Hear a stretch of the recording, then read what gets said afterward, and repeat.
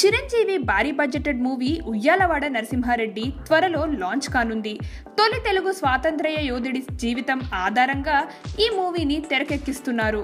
August 15న launch చేయాలని producer Ram Charan, director Surender Reddy భావిస్తున్నారట. అయితే ఈ మూవీలో హీరోయిన్స్ ఇంకా కన్ఫర్మ్ కాలేదు.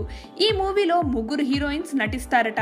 నయనతార, ఐశ్వర్యరాయ్లను ఈ మూవీ టీం సంప్రదించారని ఇంతకు ముందు వార్తలు వచ్చాయి.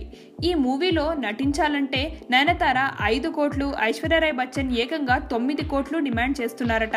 ఈ మూవీకి మరి భారీ బడ్జెట్ పెట్టడానికి ప్రొడ్యూసర్ రామ్ చరణ్ రెడీగా ఉన్నా హీరోయిన్స్ కి అంత ఇస్తారా అనేది చూడాలి.